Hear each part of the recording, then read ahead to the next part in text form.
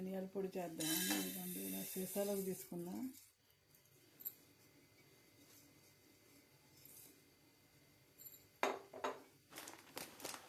కొన్ని పోస్తున్నా. ఇందాక సీసాకి తీసుకున్నా కొన్ని ప్యాకెట్లో ఉంచేయండి.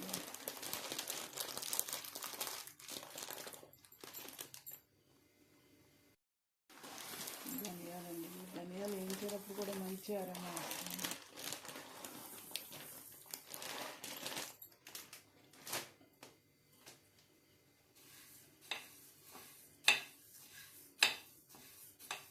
ఇలా వేయించుకుంటూ ఉండాలండి, తిప్పుతూ ఉండాలి, లేకపోతే మాడిపోతాయి. ఏమాత్రం తిప్పడం ఆపేస్తున్నా అండి.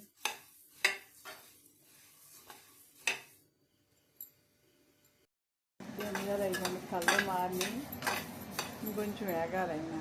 తిప్పుతూ అనేది ఆపకూడదండి, తిప్పుతూ ఆపేమంటే మాడిపోతాయి. ధనియాలు వేగిపోయినాయండి, ఇంకా గ్యాస్ కట్టేది. చూడండి, ఇందాక ఎలా ఉన్నాయి, ఇప్పుడు ఎలా ఉన్నాయి. కాసేపు ఆరనివ్వాలండి. ప్లేట్లో తీసుకుంటా. ధనియాలండి ఆరిపోయినాయి, వేడి అసలు ఆరిపోయినాయండి. పళ్ళిలో పోసి పెట్టుకున్నా. మిక్సీ కప్లో పోయివేయండి. ఏదైనా మనం చేసుకున్నది కమ్మగా ఉంటుంది, ఏం చేసేటప్పుడు మంచి ఫ్లేవర్ వస్తుంది. మిక్సీ పడతాండి. ఇదిగోండి ధనియాల పొడి పట్టేసాను.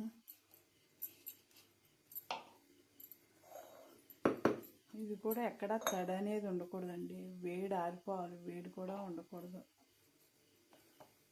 ఇలా పట్టేసుకుని సీసాల్లో పోసుకుంటే అండి ఎన్నాళ్ళైనా ఉంటుంది. మూత పెట్టే ఉంటుంది కాబట్టి స్మెల్ ఎక్కడికే పోదు.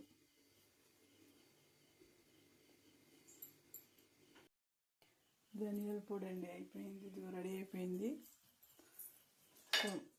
మిక్సీ పడితేనే మంచి కమ్మట వాసన వస్తుందండి.